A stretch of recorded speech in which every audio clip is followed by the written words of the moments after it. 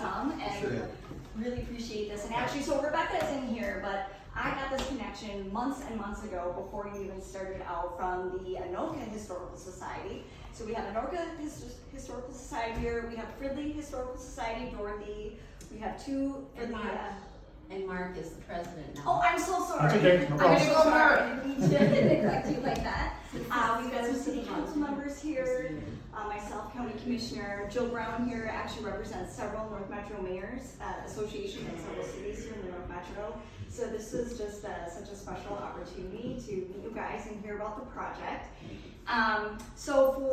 Because Terry wanted to reenact that this was a tavern. If So it for was a anyone tavern, who we would really like- should be charging for the drinks. well, I can't do that, then all of a sudden it shifts into something else. But That would anyone, be illegal. that's right, anyone who would like a You need a liquor beer, license. come and get one. And then so, Terry, so this is kind of as good as I could get for historical beer. So Northeast, I think, is the longest beer operations in the state of Minnesota. And right now, I believe that it's in New Ulm. They're based in New Ulm right now, but they've been around longer than anybody. Yeah. And so that's my That's awesome. ode to history right there. And then I did not bring enough sparkling waters, but I do have sparkling water. Okay, thank you. And I've got a second one here. So who would like a beer? Come on in, you guys. Oh. Okay, don't be shy. I'm gonna have You want one? a beer. Yeah. Brenda should have came. Yeah, I did. One. Anybody? Okay. Yeah. Cheers. Thank you. It's like they used to have on that one, free beer tomorrow. Oh, you are. I think these are twist offs. If they're not, I do have a bottle opener, so just let me know. Okay. Bottle opener. Okay. Okay. And if you're okay. Do you want a sparkling water? Yes. We'll swap it back and It's forth. not cool. So sorry, water isn't cool. Water is water. Okay, so this is twist off. I want that part on film. Oh my goodness. You know, Okay, so then, so Terry, take it away. And by the way, whenever anyone needs to leave, feel free to leave. Yeah. There's no real structure around this at all, except we're just here Yeah. to learn. So I'm gonna do this. Did you want a beer? They're offering beers. Oh, if we're gonna do a It's not juice, we secret. should probably yes. have one. No, you know what? It's all right. Are you sure? Yeah. Okay. I'm not. She'd not a rather fan. have whiskey. Did you charge the DUI for operating an ox at over the limit? Well, Right? there's, if you saw his trailer going down the gravel road, you'd probably think that he should be pulled over. He's not used, actually, so I'm just kind of piggybacking on what he said there, but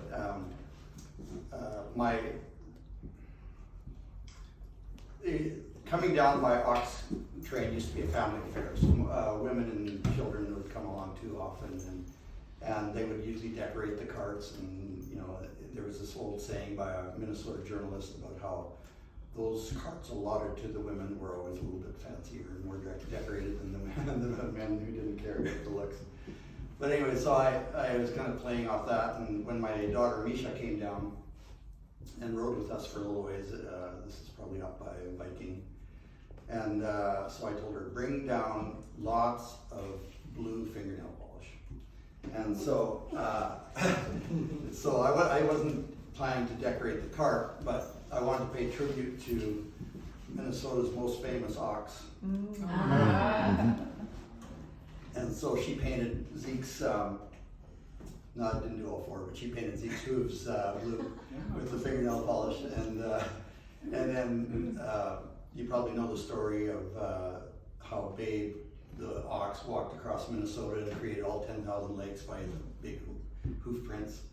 And so I thought of that afterwards, but my ox, Zeke, I let him down into one of the lakes a few days ago to cool off his hooves, and dawned on me afterwards, here he is with his blue hooves in tribute to Babe, who created this lake, right? So, but the reason I was thinking about that is the Zeke's loopy trip down the road. Yeah. And I think I think it was this gentleman asked the question, like, what gave you Why? this Yeah, idea? Why is yeah, that's a big question. And for starters, obviously, I enjoy history, and I don't know who I was talking to, but like history in books is just kind of boring. But I'm always thinking, what did it taste like? Like, what did pemmican taste like? What did it feel at the end of a day on the trail? To listen to fiddle music and lean against your ox and watch the fire. Those kind of questions are always coming to my mind. So the history side of it is, like it was sort of like, what did it feel like? And that was kind of motivating. But on a deeper spiritual level is I've been probably for, I don't know, 7-8 years, been just tramping around Winnipeg. I walked all the way around the city and but just praying for the city and just feeling like I wanted to see God do special stuff and do his transforming stuff. And so I snowshoe the creeks and canoe the rivers and then I started thinking that it'd be nice to do something epic. And so I kind of combined the two things, and so we're praying through for the land as we go through and enjoying a lot of history and reliving stuff. So yeah, that's the answer. Neat. And then your Yeah. outfit, I feel like that is means Okay, something. so first of all, I've heard this word butchered a lot here. So I'm sorry to be a snob, but it's pronounced Métis, and I've heard some interesting pronunciations of it. But we have a lot of Métis back in, so I'm sorry for being a snob about it. But the Métis were the drivers of the carts. Like it was 98% Métis people, and so they would drive the carts from Red River down to Pig's Eye, and I guess you guys are all familiar with those terms. Okay, so when they get here, they look like aliens. They were dressed in these wild costumes and not very clean, and spoke a weird language and lived a wild life. And as Pig's Eye became St. Paul and became a bit more of a sophisticated city, it was like they were kind of taken aback by these wild men from the north coming here, and so it was kind of. But on the other hand, these guys weren't. They were more than happy to get out of here and get back north here, so that's where they felt comfortable. But so I tried to get as close as possible to Métis dress. This was actually made by a Métis woman for me. This top. And this they always wore sashes. It came from the Voyageur days when they would use a sash for many things, but one thing was this kind of a weightlifting belt to carry their heavy loads.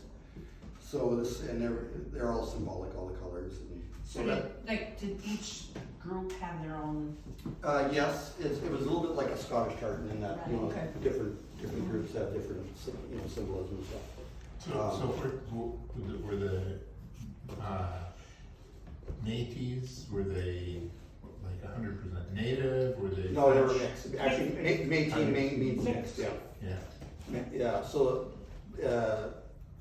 way back during the fur trade, it would be men coming over from England typically and marrying indigenous women, and so the offspring of that were the Métis, and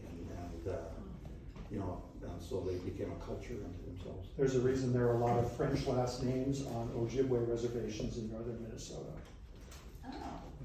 in case you've never noticed that. So did they do a lot of fur trade along the trail, or was that mostly through the boundary Yeah, waters? no, the furs, it was like the main product coming south was furs Okay. and pemmican. Have you guys eaten pemmican? We have some. She did. Okay, who? Once is I don't know. enough. I don't know what pemmican is. Okay, so pemmican was their trail mix. Okay. The one food that would not go bad, and they wouldn't have to prepare anything. They just dip a handful of this stuff out of the leather bag. You could eat But it it raw? Yeah, you could cook it, and Patty's made some variations of pemmican, something called rubaboo, and something called richaud. But they're just variations. They're cooked versions of pemmican. But pemmican is pulverized, dried buffalo meat mixed together with the rendered buffalo fat. So like it was kind of like half and half, but then they'd pour this mixture into these bags. Then they would set into this kind of Okay, fuzz. so like beef Yeah. jerky, but then like a lot of the fats and Sure. the caloric. Yeah, and sometimes it mixed berries in or whatever. If you really want to afterwards, you can come and Patty will give you a bit. Yeah. So you make your own? No, but we had a local guy who'd never made it before. We asked him to give it a whirl, and it actually tastes pretty decent. I used to see it for sale in a catalog from P&S Sales Oh, or really? something. Yeah, they'd sell it in a can, kind of like Spam, you know. But, similar to that. That's probably what it is. Yeah, The so idea. so that was what they, you know, I'm sure they would hunt fresh game too if they Sure. had a chance, but Oh, they, yeah, sure.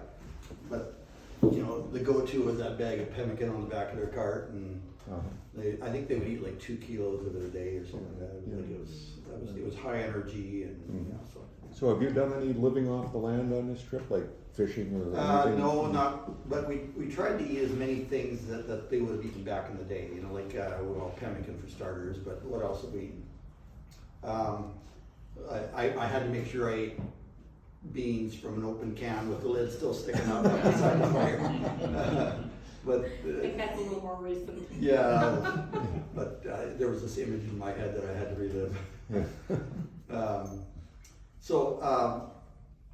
I think we're asking what came down the trail. So it was coming out this way was they had grandiose ideas at one time of exporting grain and farm products, but it was mostly furs and pemmican and buffalo robes. And so there was actually one early company in Winnipeg called the Buffalo Wool Company. And so when I was thinking about, and their idea was to export, they didn't do a very good job. I think they eventually sold some stuff in England at like way less than what it cost to produce it. So yeah, it wasn't a good business model. But when I was thinking about what I could export down the Red River Trail, I thought about, I actually like literally almost stepped in some buffalo wool. I was working near a buffalo paddock. So I thought, okay, that's what I'm going to export. So I actually brought it here. And Hope you brought some money. buffalo wool. Or something to trade. So I'm actually going to auction it off here, Buffalo because I need to turn a profit on this. So I'm sure I have enough buffalo wool here for probably some little doll mittens. I'm just gonna turn auctioneer here. I hope you got full wallets. Oh, we have some historical society folks here. I'm gonna tell you right now, this is probably the last ever export that's come down from Red River by Oxcart. So I'm gonna start the bidding at Was all. it dead when you shaved it? Yeah, it was laying on the ground. The buffalo, I mean. Well, the buffalo, I assume he just shed it so I didn't actually go and pluck it from the buffalo. That's good to know. So I'm gonna start the bidding at $1. Okay, we've got $1 here, got $1, got $2, $2, $3, got $3, okay, $4. Oh, come on. What, $20? Now we're talking $25, $30, anybody. This is like historic here. And I'm gonna sweeten the deal. I'm gonna sweeten the deal. We're up to $30 here right now. So, Do we take these up? I'd like to. This is made from horsetail rope made from Mongolia that we're using for Zeke. Wow. I got a bit of sash that matches my sash. I'll throw that in. And here, this is really cool. These are spoons that were dug up in a trading post near Frazee. So these went up. Went up by Red River Cart, probably from Pig's Eye. It went up by Red River Cart, and a friend I met on the trail had dug them up in this old trading post. So I'm going to throw in a spoon. You shouldn't do that all in one. You should have all these different options. Well, we'll see what We happens. should probably get that for the history museum. So I'm gonna, here. I'll do 40. 40, okay, well, there we go. So there's a spoon that went up by Oxcart, now we got some wool that came down by Oxcart. So here we got $40. Anybody, 50 bucks? 50. 50, oh man, now we're talking 55, 50, 60 bucks, 60 bucks, 60. 60 bucks, oh man. 70 bucks, 70 bucks. Come on, Going Randy. once, 70 bucks, we got $70, 70 United States dollars, $80. Oh, Sold to the gentleman in black for 80 United States dollars. The last person to buy, I thought I bid 80. had you bid 80? Yeah. We can keep going. 80 bucks, we got. Okay, $80. Oh, no, he said 80, so you, 90 bucks? Yeah. 90 bucks, any vote? So I don't wanna shortchange anybody here. 100 bucks, anybody give me 100 bucks? We got I'd have to 90. mail it to you. We got, I'll take it by mail. 100 bucks there. 120. Going once for 100 bucks, twice, sold to the gentleman in the green. All right, make sure I got an address. Okay, so now I either turn into an I say you auctioneer. don't give it to him until he gives you the money. I'd include postage. There you go. We could float you alone and you could mail it to us. Would that be easier? Yeah, Okay. I mean, wouldn't it be, then you wouldn't The have. funny thing is I had a pocket full of cash and I unloaded it before we left today. I sold it for, what do they sell it for? 100 even. Huh? $100. $100. Yeah, I threw in a bit of, I sweetened the pot of it. Yeah, no kidding. And the other export, which I bought it in Minnesota, this is Manitoba made Crown Royal whiskey. So this I'm not gonna sell, but I'll give anybody some shots if you want. I thought you were gonna say, well then, if you do that, an extra sip. Oh, yeah. I'd probably buy that on Amazon. Is that the size of a shot glass? This is a Banfield Tavern shot glass. I gotta take off, folks, have fun. Okay, It was nice thanks a to lot, meet you. Sue. Yeah, the bathrooms are open for you, the men's side, Okay. so feel free to use them all night, we'll leave them open for you. Okay. Anyways, take care, y'all have fun. Okay. Thanks. Thank you. Thank you. Anybody want a shot of Manitoba whiskey exported down the, no? Come on, it's a tavern for crying out That's too loud. strong for this girl. Well, I'm gonna have some. Nobody? Manitoba, Crown Royal? Actually, looks like much too high quality for a tavern on the, That's Yeah, true. probably true. Yeah, the stuff served here was probably like. rubbing alcohol, tobacco juice. Come on. And then, You're gonna leave me drinking by myself. oh, what did you say? You're serious? Well, if you're gonna drink, I'll. Okay. I can drink. Won't come out this way. It's a tavern, my guy. That's Yeah, right. exactly. And who knows when the last time this was used as a tavern, right? Well, you'd have to ask the Arts Center people. Thank you. We could have a Okay, sale. so, A few after I don't know if you have hours. any questions besides, Why don't you have- we yeah. can- So back to the wardrobe, tell me about the sashes below your knees. I don't know what they're, I looked on old pictures to see, what looked legit. This is the most common pattern. Like we have a festival in Winnipeg every year in February called Festival de Voyageur. And that's the one that everybody wears. But you're asking why they had them, why they tied them here? Probably, I'm guessing a decoration. Keep the mosquitoes out. I was thinking, Yeah. stop anything from Yeah, yeah. Keep the tubes from crawling out. There you go. Okay, and Lynn was asking me what I'd learned on the trail. I learned that there's a heck of a lot of ticks on the Red River Trail.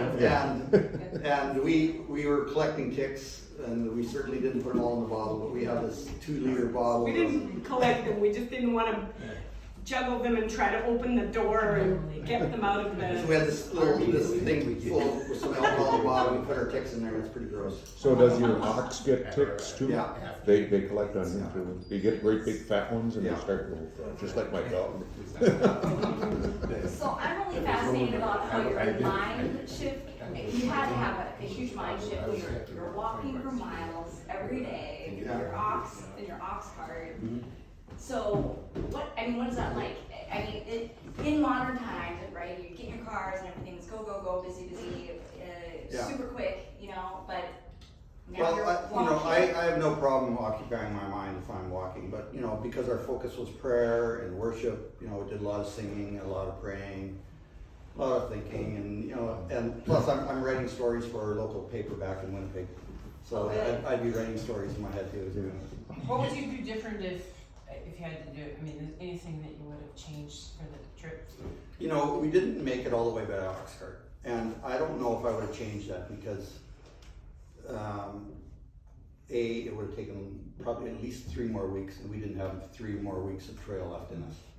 And the other thing is the last section is, you know, number 10 highway, and like the number 10 highway basically follows the old trail, and it's like, do we really want to be driving down there? And as we were driving down there today with, you know, with Dennis and just thinking, I was thinking, we were both like, yeah, I'm glad we didn't have to do that. So, when Now, we just the mental picture of you going right down Main Street, Anoka, I gotta admit, is.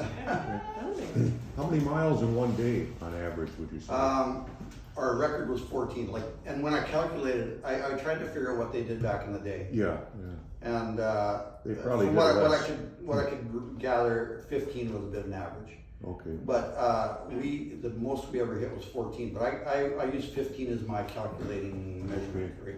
Yeah. And we never hit it. And the other one big difference is they got every ounce of blood, sweat, and tears out of their oxen that they Yeah, could. yeah. And I wasn't willing to do that. Like I wasn't willing to push Zeke in the heat and like whip him. And so it's like, Yeah.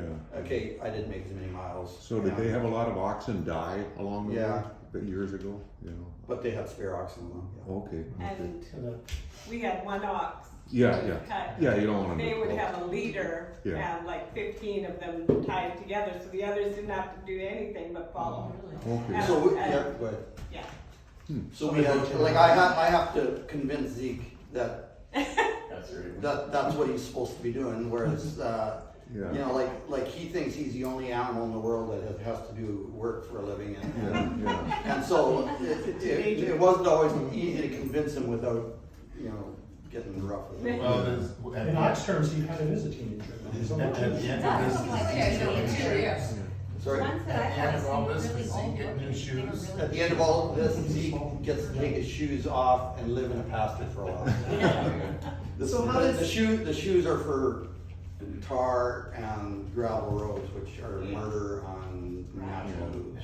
Yeah, so, How did his story start? Was Zeke. yeah, so he's about to move. Zeke, How long have you had Zeke him? this is Zeke the second. Zeke the first was a Texas Longhorn and ornery and out to kill me, and it wasn't a very good relationship. And so eventually he ended up in the freezer, and Zeke the second is a shorthorn, and he took over.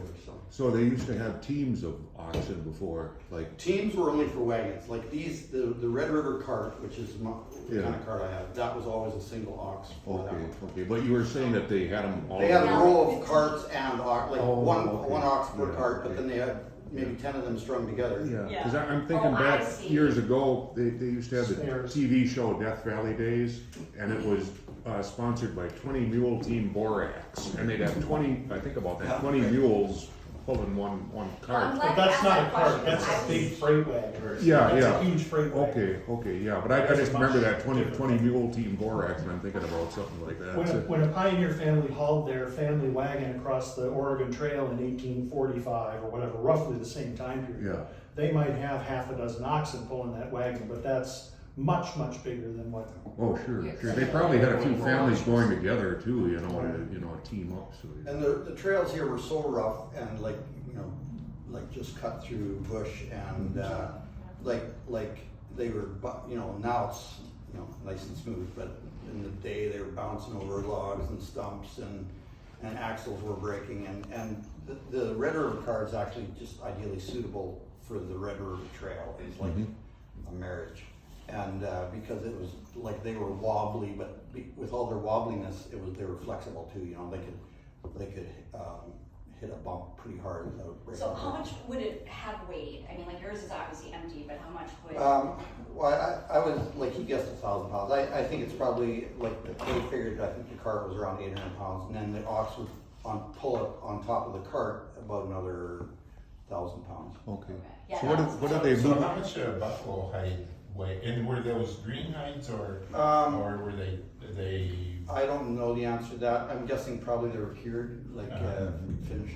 Yeah. So, I mean, I actually have a buffalo robe, if you're interested in seeing it. I have a buffalo robe in my thing that we've slept on, and so that was one of our real experiences. We had to do one night, I had to do one night underneath the cart on a buffalo robe, between two buffalo robes actually, and it was pretty cool. I gotta say, that was one of the more surreal experiences on So, the trip. what did they lubricate the wheels with? You had to have something on the bearings, No, you know. I They mean. didn't. They didn't? They didn't lubricate them. I was gonna guess Pemmican or Pemmican. There must be some kind of animal fat or something. otherwise They did sometimes, but for the most part, no, because the grease would attract dust. And if you imagine 1,000 carts, like some of these trains going right by here were maybe 1,000 carts long, and they were dirt roads, and dust was just like boiling up, and so the dust would get inside the grease, and then it would just wear out the axles and hubs. Yeah, quickly. so they just ran them until they broke and then they replaced them, huh? Exactly, and they screeched like heck. Okay. You could hear it for miles. All right. You know, people describe them as, you know, like 1,000 fingernails being dragged across a sheet of glass. You know, it's like it was just such a horrible noise. But you know, and there was also stories about kids. You know, like they wanted a bit of relief, so they would stuff frogs and snakes inside the hubs in order to get a few minutes of relief from the screeching. Do they travel year round or mainly just in the spring and They would make 2 runs in the summer. Yeah, they couldn't go in winter. 2 runs in the summer. But I don't know, I was trying to do the math, if one person could do 2 runs back and forth, and I don't think, like, to me, spring, summer, to me, and fall, you probably, right? yeah, I mean, even if they started very early in spring, like, and I think we started about as early as we could have in May 17th. I don't see how one guy could have done 2 trips, so, but I know there was the spring run and the fall run. So. What did they do about mosquitoes? I mean, my God, it had to be awful. Yeah, and they had a few home remedies that, you know, like they used, I think it was birch tar, you know, like from a birch tree and stuff. Yeah. So they had a few things like that, but I'm guessing they, like, if you look at the old pictures, they all have long sleeve.